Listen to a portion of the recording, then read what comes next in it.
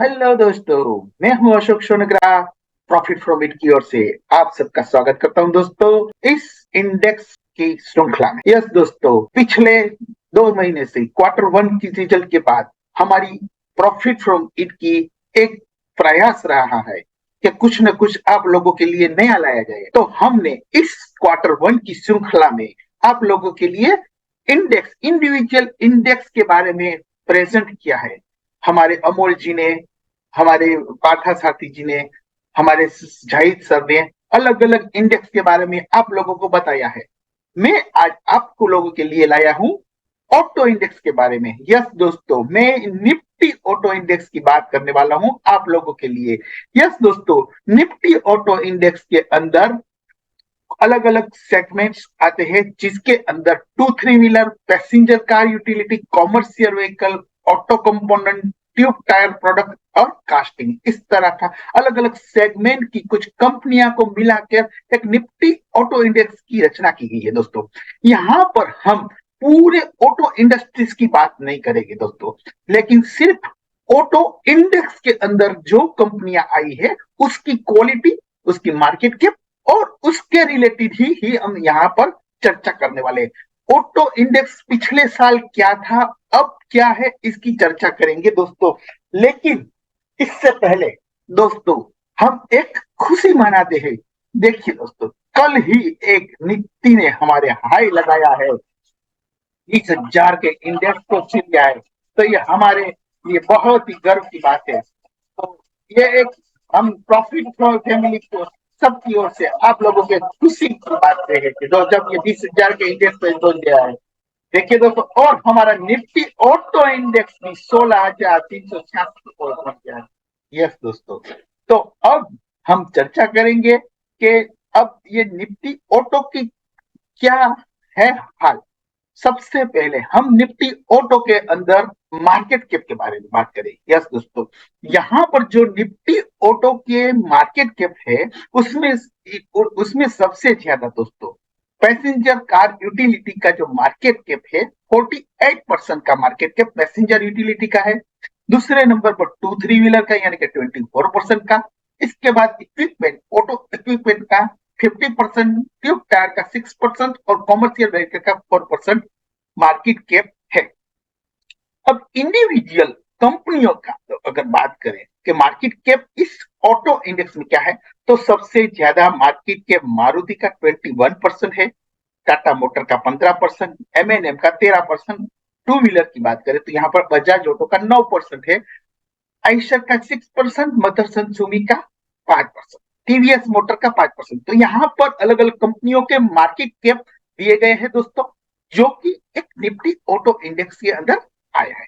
Total अगर market cap की बात करें तो हमें 15,34,000 करोड़ का मार्केट कैप ऑटो इंडेक्स का निफ्टी के अंदर आता है दोस्तों। अब हम बात करेंगे दोस्तों इंडिविजुअल सेक्टर में टोटल कितना कितना मार्केट कैप, यानी के 7,40,000 करोड़ या 7,40,000 करोड़ का पैसेंजर और यूटिलिटी का मार्केट कैप है। टू थ्री व्हीलर का मार्केट कैप हम देखते तो 3,54,00,000 का है।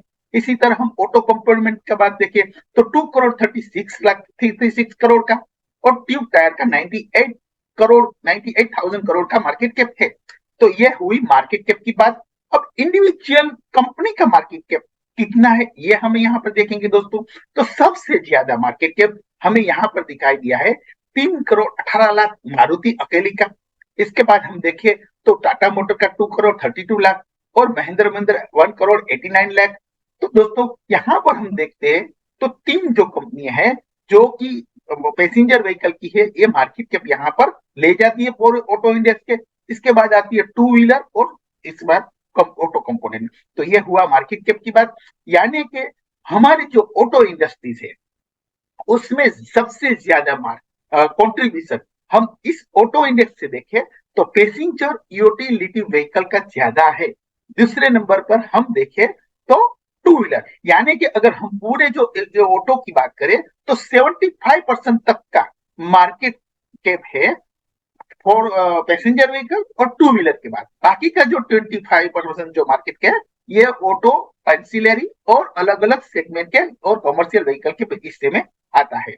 अब हम देखिए दोस्तों कि ऑटो का जो वॉल्यूम है दोस्तों, किसी भी कंपनी को अगर जज करना है, किसी भी कंपनी का फ्यूचर देखना है, किसी भी कंपनी का जो वैल्यूएशन देखना है, क्वालिटी देखनी है, तो सबसे पहले क्या देखना है? जैसे कि हम जानते हैं दोस्तों, प्रॉफिट बाद में देखना चाहिए। हम लोग प्रॉफिट देखते हैं, प्रॉफिट नहीं देखते। सबसे पहले देखना है उसका सेल्स। सेल्स से भी एक और इम्पोर्टेंट बात होती है दोस्तों, क्योंकि सेल्स में क्या होता है, अगर किसी भी कंपनी का जो एक्सपेंस इसका जो एक्सपेंस रेशियो बढ़ जाता है, तो वो प्राइस बढ़ा देता है। तो उससे हमें सेल्स तो इन ईयर टू ईयर अगर शायद हमें ग्रो ही दिखेगा, लेकिन उससे भी एक इंपॉर्टेंट बात ये होती है कि वो नंबर ऑफ व्हीकल कितना बेचती है। यस दोस्तों, नंबर ऑफ यूटिलिटी कितनी सेल करती है, ये ऑटो के अंदर एक इंपॉर्टेंट बात होती है। और ये दोस्तों हर महीने की पहली तारीख को ये ऑटो के फिगर्स रिलीज होते हैं, जो कि ये जो फेडा की साइट है वहीं से आपको मिल सकते हैं। तो अब यहाँ पर हम देखने के प्रयत्न करते हैं, तो 2017-18 में दोस्तों 2 करोड़ 90 लाख गाड़िया का प्रोडक्शन हुआ था, जो कि पिछले सालों से वो 10% तक का वो ग्रोथ हो रहा था। लेकिन दोस्तों 18-19 में वो सिर्फ 3 करोड़ तक, यानी कि जो पिछले साल के मुकाबले 6.26% का ग्रोथ।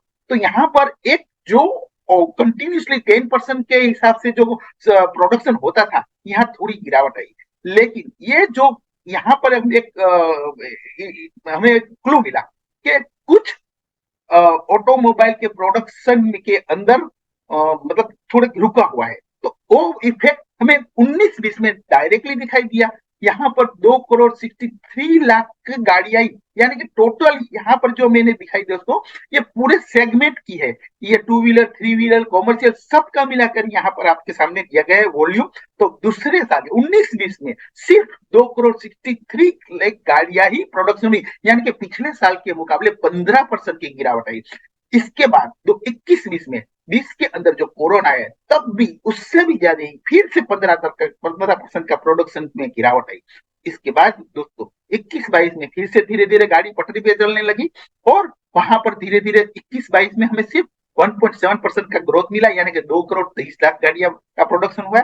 लेकिन 22-23 के अंदर हमें वो जो प्रोडक्शन है फिर से ये ऑटो की गाड़ी पटरे पर आती हुई दिखाई दी। यहाँ पर हमें 2 करोड़ 59 लाख गाड़ी का वॉल्यूम दिखाई दिया, यानी कि पिछले साल के मुकाबले हमें 12%, 13% तक का ग्रोथ मिलाई दिया। अब हम देखते हैं कि ये जो प्रोडक्शन की जो इफेक्ट है, वो हमारे ऑटो इंडेक्स में किस तरह से आई। यहाँ पर देखिए दोस्तों, 2004 से अगर हम देखते हैं तो 17 तक ऑटो इंडेक्स एक अच्छा ग्रोथ कर रहा था।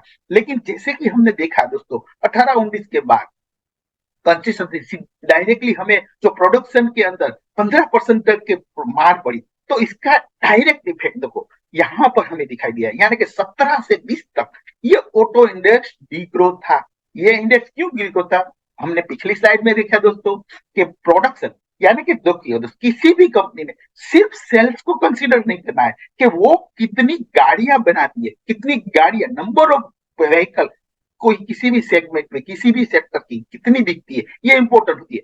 शायद दोस्तों कभी ऐसा भी होता है कि गाड़ियां कम बिकी है लेकिन सेल्स ग्रोथ आता है। इसकी वजह यह होती है दोस्तों कि वो कंपनी है वो अपनी प्राइस बढ़ा देती है, तो उससे सेल्स ग्रोथ तो आएगी। लेकिन ये हम एक इंडिकेटर मानकर ऐसा नहीं करने हैं कि आने वाले समय में उसका सेल्स ग्रोथ कंटिन्यू रहेगा। तो ये दोस्तों यहाँ पर हम ऑटो के बाद जब बात कर रहे हैं, तो हमें फर्स्ट नंबर 1 ध्यान रखना है कि हर कंपनी अपनी ईयर टू ईयर कंसिस्टेंसी क्या अपनी production, sales, number of vehicle बढ़ाती है या घटाती है। तो ये एक इंपॉर्टेंट बात है दोस्तों। तो ये जो हमें दिखाई दिया 20 के बाद धीरे धीरे ये ग्रोथ आया, और हम देख रहे हैं आज 16,300 के आसपास हमारा लाइफ टाइम हाई के आसपास निफ्टी ऑटो इंडेक्स ट्रेड कर रहा है। तो ये एक अच्छी बात है। ये भी क्यों कर रहा है, ये आपके सामने पिछली स्लाइड में मैंने बताया दोस्तों कि जो ये है प्रोडक्शन की वजह से हो, क्वार्टर टू क्वार्टर, पिछले क्वार्टर के मुकाबले अलग अलग सेगमेंट के अंदर किस तरह का ग्रोथ। तो यहाँ पर हम 2-3 व्हीलर की बात करें तो हमें पिछले क्वार्टर 1 के मुकाबले, 22 के मुकाबले 23 में हमें 6% का ऑटो सेल्स ग्रोथ मिला है। 3 व्हीलर के अंदर 75% का, पैसेंजर के 5% का, कॉमर्शियल व्हीकल में 5, और सबसे ज्यादा 27% ट्रैक्टर के अंदर हमें सेल्स ग्रोथ मिला है। अब हम देखते हैं दोस्तों अलग अलग सेगमेंट की जो कंपनियां है उसका सेल्स का। तो यहाँ मैंने दोस्तों जो ऑटो निफ्टी ऑटो के जो अलग अलग सेगमेंट जो लिए गए हैं, जैसे two three wheeler, auto component, passenger car और टायर ट्यूब और कास्टिंग और कॉमर्शियल व्हीकल, ये सब का यहाँ मैंने 2023 का सेल्स, 2018 का और यानी कि पिछले 5 साल 10 साल का और क्वार्टर टू क्वार्टर का सेल्स आपके सामने लिया है। तो यहाँ पर हम जब देखते हैं टू थ्री व्हीलर के अंदर देखते हैं दोस्तों, तो कि जो कि 10 साल पहले 90,000 करोड़ का जो सेल्स था बजाज ऑटो का, तो ये 10 साल के बाद 36,000 करोड़ का सेल्स आ गया है। लेकिन यहाँ पर एक देखिए दोस्तों, टीवीएस मोटर के अंदर हम देखते हैं तो 2013 के अंदर 7,000 करोड़ का था और 2018 में 16,000 करोड़। लेकिन पिछले 5 साल में अगर हम यहाँ देखते हैं तो जो 16 करोड़ था वो दुगना से दुगना हो गया। देखिए यहाँ 16,000 करोड़ का जो सेल्स ग्रोथ था, अभी इस साल 31। तो ये कंपनी का जो सेल्स ग्रोथ यहाँ हमें दिखाई दे रहा है। तो हम ये जो कंपनी है, इस तरह की कंपनी का जो सेल्स ग्रोथ है, ये हम ध्यान रखते हैं तो इस कंपनी को हम इसकी क्वालिटी देखकर उसमें कुछ निवेश कर सकते हैं। अब हम देखते हैं दोस्तों यहाँ पर जो देखिए क्वार्टर टू क्वार्टर में भी देखिए, तो यहाँ पर हम क्वार्टर वन के बजाज ऑटो का हमें 8,000 करोड़ है, जो कि इस साल हमें 10,000 करोड़ का सेल्स ग्रोथ मिला है। इसी तरह हमें टीवीएस मोटर के अंदर भी देखिए तो इस साल हमें 9,000 करोड़ का सेल्स ग्रोथ मिला है। अब हम देखते हैं ऑटो कंपोनेंट के बारे में। यस दोस्तों, मदरसन सुमी जो कि एक सबसे बड़े मार्केट कैप और सबसे ज्यादा सेल्स ग्रोथ रखने वाली कंपनी है, यहाँ पर भी हम देखते हैं तो 78,000 करोड़ का ग्रोथ मिला है। जो कि अब क्वार्टर टू क्वार्टर भी हम देखें तो पिछले क्वार्टर में वो 17,000 करोड़ का ग्रोथ था, 17,000 करोड़, जो कि ये 22,000 करोड़ का ग्रोथ इस क्वार्टर में मिला है। यहाँ पर जो हमें टीआई इंडस्ट्रीज दिखाई दी है दोस्तों, तो एक ध्यान रखना है, टीआई इंडस्ट्रीज अकेली सिर्फ ऑटो कंपोनेंट नहीं बनाती, ये एक पेरेंट कंपनी है जो कि मुरुगप्पा ग्रुप से बिलोंग करती है दोस्तों। तो यहाँ पर जो हमें सेल्स ग्रोथ मिलेगा, ये सिर्फ ऑटो का नहीं है, ये भी हमें ध्यान रखना है। इसके अंदर अलग अलग सेगमेंट है, क्योंकि एक पेरेंट कंपनी है, होल्डिंग कंपनी है, तो उसका भी यहाँ पर इम्पैक्ट दिखाई दे रहा है। तो ये भी हमें दोस्तों याद रखना है।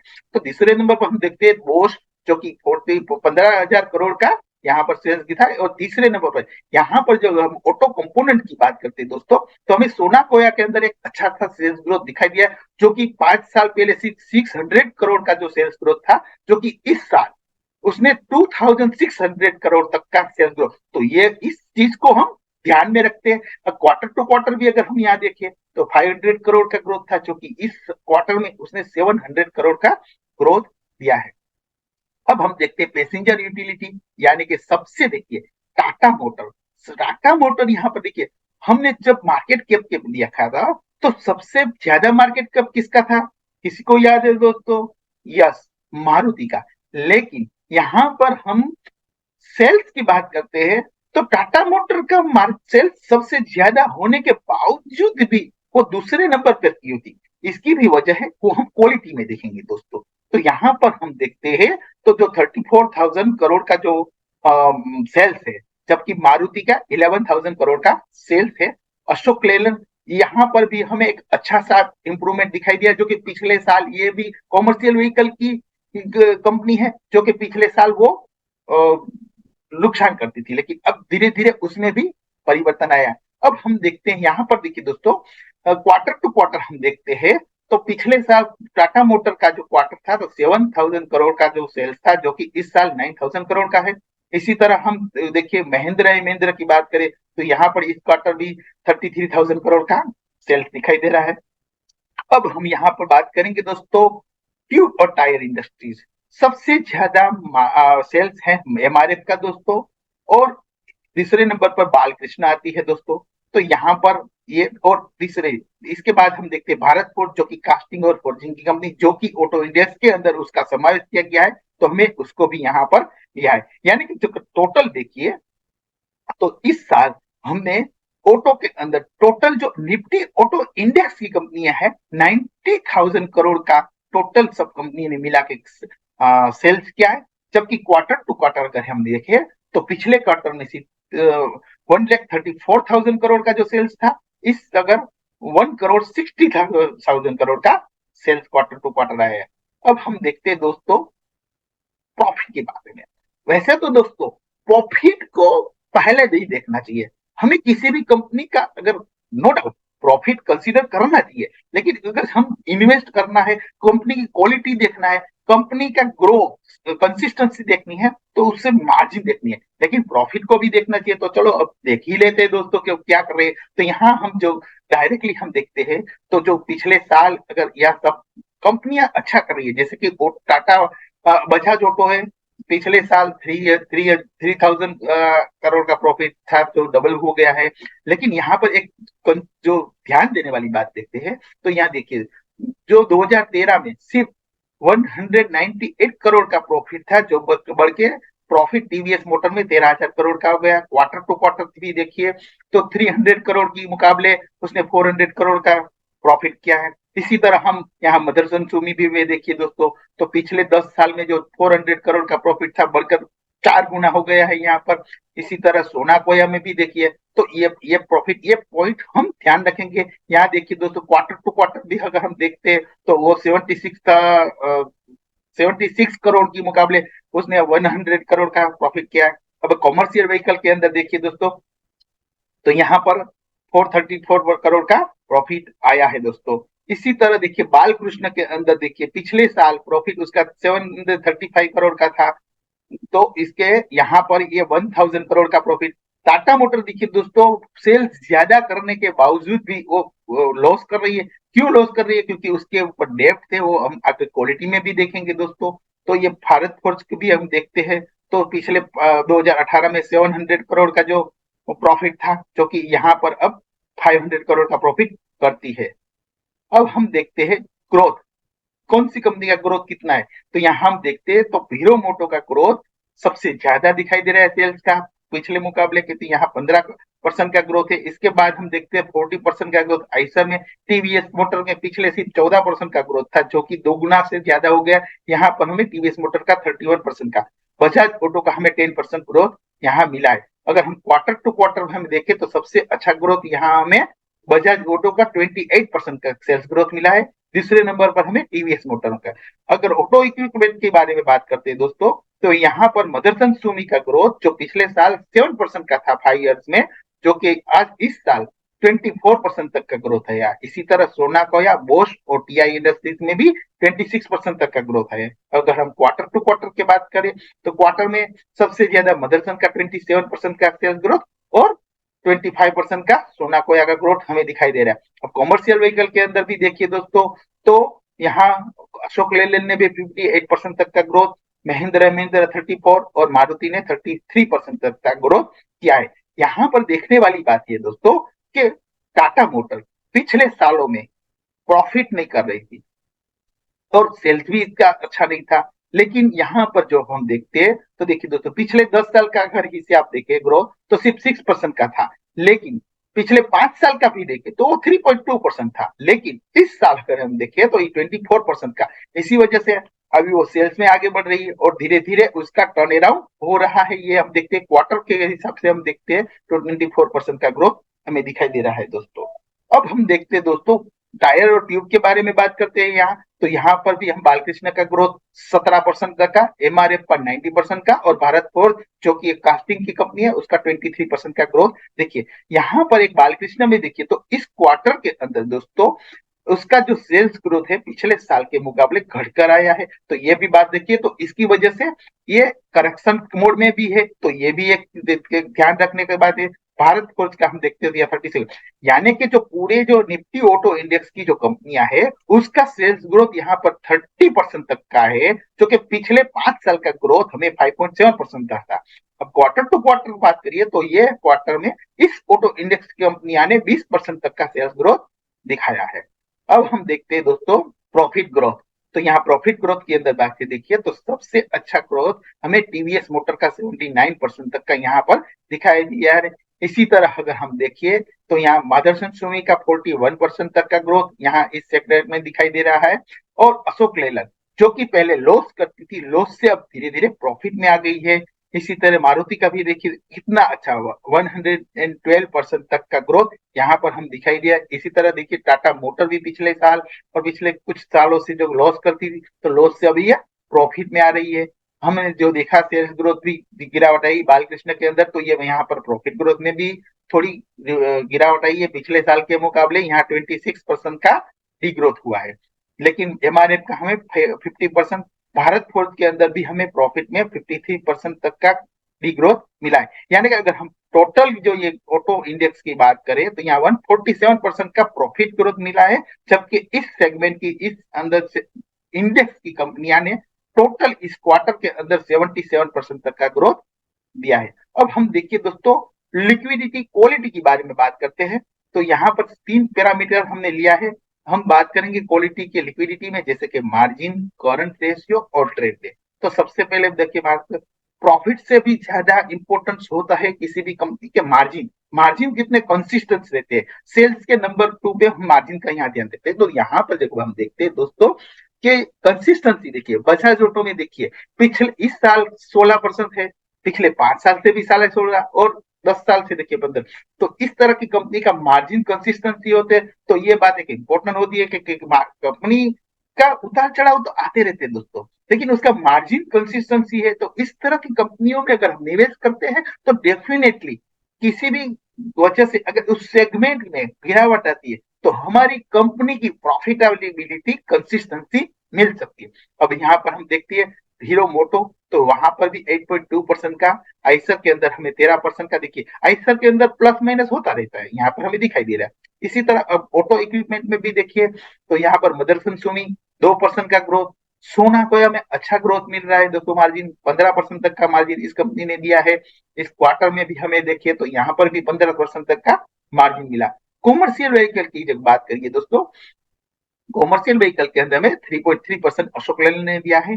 पैसेंजर और यूटिलिटी के अंदर हम देखते हैं तो महिंद्रा महिंद्रा अच्छा मिला है या 9.4% का, और इस क्वार्टर में भी 11% तक का मार्जिन उसने दिया है। अगर टाटा मोटर का देखिए तो टाटा मोटर का 0.8% ही इस साल मार्जिन मिला है। अच्छा मार्जिन हमें यहाँ पर दिखाई दिया है मारुति का भी देखिए दोस्तों मार्जिन कंसिस्टेंसी है, उसमें भी कोई उतार चढ़ाव नहीं हो रहा है। अब बालकृष्ण की बात करते हैं ट्यूब और टायर की कंपनी के अंदर, तो यहाँ पर हमें दोस्तों पिछले 5 साल का जो 16% का मार्जिन था, इस साल हमें 11% तक का मार्जिन मिला है। यानी कि पूरी ये टोटल ऑटो इंडेक्स की कंपनियां है 5% के मार्जिन ग्रोथ मिल रहा है। और पिछले साल की अगर क्वार्टर में भी देखिए तो पिछले साल के मुकाबले उसने भी 8.5% तक का मार्जिन ये जनरेट करती है दोस्तों।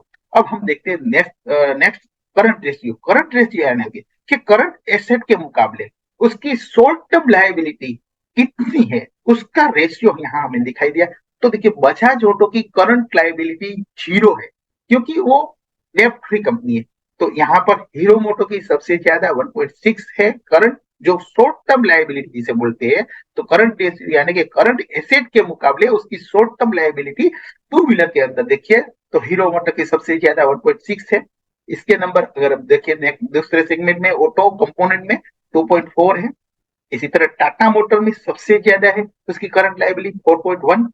और अगर हम कॉमर्शियल में देखिए अशोक लेलैंड 1.1, और बालकृष्ण यहाँ की ट्यूब और टायर की कंपनियां देखें तो यहाँ 1.2 मिली है। अब हम देखते हैं ट्रेड डेज उसको हम सेल्स के मुकाबले, यानी कि जो कंपनियां सेल्स करती है लेकिन उसके सेल्स के बाद वो केस उसको कब वापिस मिलता है, कितने दिन के बाद मिलता है, उसकी उधारी कितने दिन देती है। तो यहाँ पर ये दिखाई दिया है सबसे ज्यादा 2-3 व्हीलर के अंदर हम देखिए तो उसका ट्रेड डेज 29 का हीरो मोटो का है, और सबसे कम टाटा आइसर मोटर का है। इसी तरह इक्विपमेंट के अंदर ऑटो इक्विपमेंट में बात करते हैं तो सोना का 83 डेज का है, जबकि सबसे कम मदरसन सोनी का है। और कॉमर्शियल व्हीकल में हम देखते हैं तो यहाँ अशोक लेलैंड का 37 डेज का ट्रेड रिसीवल डे, यानी कि 37 डेज की उधारी उसकी है। सबसे ज्यादा अगर हम देखिए तो मारुति की कम, सबसे कम ऑटो पैसेंजर व्हीकल में सबसे कम मारुति की है, उसका 10 डेज का है। जबकि भारत फोर्ज ये कास्टिंग और फर्जिन की है, उसका 87 तक का है। ट्यूब टायर के अंदर हम देखिए तो बालकृष्ण का 42 और एमआरएफ का 40 आता है। इसके बाद हम देखते हैं सोलवेंसी में हम 3 पैरामीटर को देखते हैं, आईसीआर, डेब्ट टू इक्विटी और डेब्ट रेशियो। अब चलो देखिए, आईसीआर यानी कि उसका जो सेल्स होता है और उसका जो फाइनेंस, शॉर्ट टर्म फाइनेंस हो, उसके मुकाबले उसका कितना गुना वो सेल्स करती है, कि जो फाइनेंस करने की कैपेबिलिटी कितनी हो सकती है। तो यहाँ पर हम देखते हैं, तो जो बजाज ऑटो का सबसे सेल्स के जो उसने कर्ज लिया है, वो अपने 153 टाइम्स का उसका सेल्स है, कर्ज के मुकाबले उसका सेल्स 153 टाइम तक का है। यहाँ पर टीवीएस मोटर का 1.3 है। इसी तरह हम देखते हैं कि बोश का 116 है, सबसे कम मदरसन सुमी का है। इसी तरह मारुति का 42.8 है और टीवीएस मोटर का -0.3% है। बालकृष्ण का हम देखिए तो यहाँ 22.7 है और भारत फोर्ज का 2.5 है। यानी कि वो जो उसने जो कर्ज लिया है उससे कितना गुना वो सेल्स करती है, ये हमें यहाँ आईसीआर से पता चलता है। अब डेब्ट टू इक्विटी यानी कि जो उसकी इक्विटी है, टोटल इक्विटी, उसके मुकाबले कंपैरिजन में उसका डेब्ट कितना है, उसका रेशियो यहाँ पर। यहाँ देखिए दोस्तों, टीवीएस मोटर अच्छा सेल्स कर भी रही है, लेकिन यहाँ पर एक बात ये भी हमें ध्यान रखनी है कि नो डाउट उसका सेल्स भी अच्छा है, प्रॉफिट भी अच्छा है, फिर भी यहाँ पर उसके ऊपर उसकी इक्विटी के मुकाबले सबसे ज्यादा डेट है, ये भी हमें ध्यान रखनी चाहिए। यहाँ पर 3.7 टाइम्स उसकी डेट उसके कंपेरेटिवली टू व्हीलर कंपनियों के मुकाबले है, जबकि बजाज ऑटो की 0.2, हीरो मोटो की 0 के मुकाबले है। अब हम देखते हैं मदरसन सुमी ऑटो इक्विपमेंट में उसके 0.5 है, वो उसकी 0 के मुकाबले में। टाटा मोटर की सबसे ज्यादा डेप्थ है 5.4 टाइम्स और मारुति की 0। इसी तरह भारत फोर्ज की 1 है और एमआरएफ और बालकृष्ण की 0.5 और 0.2 है। तो इक्विटी के मुकाबले इस कंपनियों की डेप्थ किया है, ये हम देखते हैं। अब डेप्थ यानी कि टोटल एसेट के मुकाबले लायबिलिटी के मुकाबले उसकी डेप्थ, सॉरी, लायबिलिटी के मुकाबले उसकी एसेट के कितने परसेंट तक है, तो सबसे ज्यादा लायबिलिटी उसकी एसेट के मुकाबले टीवीएस मोटर की यहाँ पर है, जबकि बजाज ऑटो की 0 के मुकाबले। हम ऑटो इक्विपमेंट में बात करिए तो दोस्तों सबसे ज्यादा सेल्स प्रदर्शन सुमी करने के बावजूद भी उसकी डेप्थ है, ये भी हमें इस क्वालिटी में ध्यान रखना है कि प्रदर्शन सुमी की 61% एसेट के मुकाबले लायबिलिटी है, कम सोना कोया की 25% है। कॉमर्शियल व्हीकल में अशोक लेलैंड दोस्तों सबसे ज्यादा डेप्थ वाली कंपनी है, ये हमें यहाँ पता चलता है, इसकी डेप्थ 80% अपनी एसेट के मुकाबले है। मारुति 27% है। भारत फोर्ज यानी 63 कंपोनेंट की जो कास्टिंग की कंपनी है, ट्यूब टायर में बात करिए तो हमें 40% तक की डेप्थ रेशियो मिलते हैं। अब हम देखिए कैश फ्लो यानी कि जो ऑपरेशन के बाद उस कितना कैश फ्लो जनरेट करती है दोस्तों, उसके पास कितना कैश बचता है अपनी जो, हाँ, यहाँ पर हम जो कैश फ्लो जो उसको पास आता है उसको हम उसकी लायबिलिटी से हमने रेशियो निकाला है, लायबिलिटी के मुकाबले उसके पास कितना कैश जनरेट होता है। तो यहाँ पर हमने देखा दोस्तों, आइसर का 0.9 है, टीवीएस का 0 और बजाज ऑटो का 0 के साइन है। यहाँ पर सोना कोया का 1 है और अशोक लेलैंड का -2 है। इसी तरह टाटा मोटर का 1 और एमएनएम का -2 है। बालकृष्ण का 0.4 और भारत फोर्ज का 0.2। यानी कि जो वो केस जनरेट करती है वो अपनी लायबिलिटी के मुकाबले वो कितनी केस जनरेट करती है, यहाँ हमें ये पता चलता है दोस्तों। नेक्स्ट हम देखते हैं कि उसकी डेप्थ के मुकाबले वो कितना केस जनरेट करती, केस फ्लो कितना आता है डेप्थ के मुकाबले। तो डेप्थ के मुकाबले जो देखिए हम, तो उसका 0.7 आइसर का है, जबकि बजाज ऑटो को 0 के मुकाबले है। सोना गोया का 0.7 है, मदरसन का 0.1 है, मारुति का 0.4 और महेंद्र अशोक लेलैंड का -0.4 है।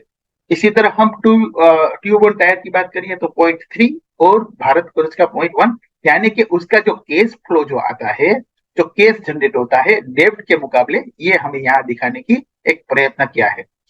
अब देखिए दोस्तों, जो कंपनी केस आती है सेल्स के बाद उसके पास जो केस आता है उसमें से ये कंपनी इन्वेस्ट पीपी यानी कि पावर प्रोजेक्ट जो इन्वेस्टमेंट करती है, उसका जो प्रॉपर्टी का अंदर इन्वेस्टमेंट के करने के बाद उसके पास कितना केस बचता है, ये हमें दिखाई दिया। यानी कि free cash flow, net cash flow किसके कितना बचता है, तो यहाँ में 61,000 करोड़ का बजाज ऑटो के पास बचता है इन्वेस्टमेंट के बाद।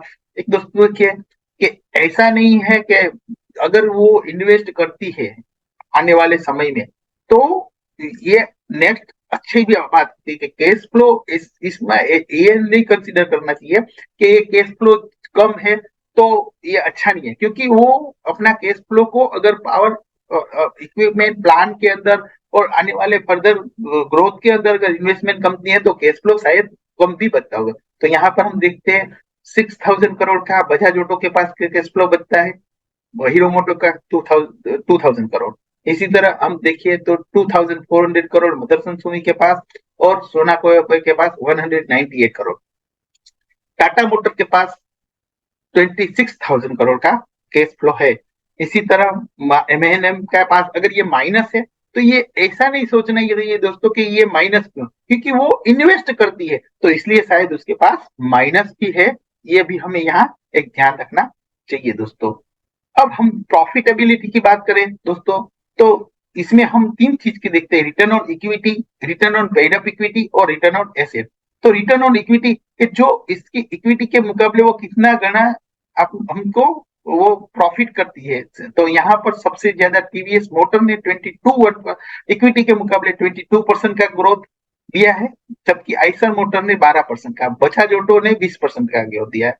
टीआई इंडस्ट्रीज यहाँ दोस्तों हमें ये ध्यान रखना चाहिए कि ये ऑटो इंडिविजुअल ऑटो की नहीं लेकिन एक होल्डिंग कंपनी है, फिर भी उसका जो रिटर्न ऑन इक्विटी 27% तक का है, जबकि मदरसन का 7% तक का है। इसी तरह हम एमएनएम में देखिए तो 20% का, टाटा मोटर में सबसे कम 5.1% का रिटर्न ऑन इक्विटी मिला है।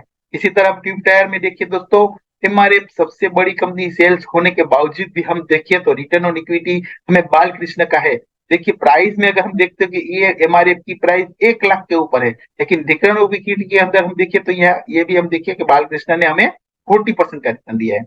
रिटर्न ऑन पेड अप यानी कंपनी के अंदर जब इन्वेस्टमेंट किया गया था, जब शुरुआत डाली थी तो उसमें कितना गुना करके दिया है कौन सी कंपनी ने, तो हीरो मोटर ने अभी तक जब से इक्विटी को डाला था इन्वेस्टर ने तो उसकी इक्विटी 70 टाइम्स बढ़ गई।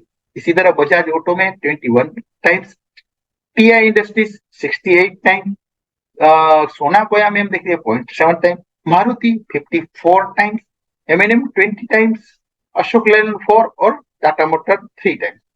एमआरएफ 181 टाइम्स उसकी इक्विटी को ग्रो हुआ है, जिसने इन्वेस्टर ने पैसा डाला है 181 टाइम्स उसका ग्रो है। इसके बाद हम बालकृष्ण में देखिए तो 27 टाइम हुआ है। एसेट यानी कि एसेट के मुकाबले उसका कितना रिटर्न मिलता है, तो यहाँ पर बजाज ऑटो का 17% का और टीवीएस मोटर का 3% का, टीआई इंडस्ट्रीज का 12% का हम मिल रहा है और मदरसन का 2.7%। यहाँ पर रिटर्न ऑन इन्वेस्टमेंट एसेट के मुकाबले जो रिटर्न ऑन एसेट है वो 9.7% की मिलती है। टाटा मोटर में 0.8, इसी तरह ट्यूब टायर के अंदर देखिए तो बालकृष्ण में 8.6, एमआरएफ में 3.2 और भारत पर में 2.8। तो देखिए दोस्तों ये हमने बात की पूरी जो ऑटो निफ्टी ऑटो इंडेक्स के बारे में। देखिए दोस्तों मैं सबसे आखिर में हमारे टीचर हमारे मेंटर श्री पीयूष सर का खूब दिल से धन्यवाद करूंगा कि उसने मुझे किस तरह से किसे एनालिसिस करना है वो सिखाया है, और उसी की बदौलत मैं आपके सामने ये प्रेजेंटेशन रखा है। और मैंने आप लोगों को ये ऑटो की इंडिविजुअल कंपनियों जो ऑटो इंडेक्स के अंदर आई है उसका किस तरह की क्वालिटी क्या है ये रखने का आपके सामने प्रयत्न किया है। तो थैंक यू। आपको लोगों को ये कैसा लगा ये मुझे बताइए दोस्तों, और आने वाले समय में हम और भी कुछ नया लाके आपके सामने प्रेजेंट करेंगे। Thank you. Disclosure: This update is for educating purpose. We are not tip provider.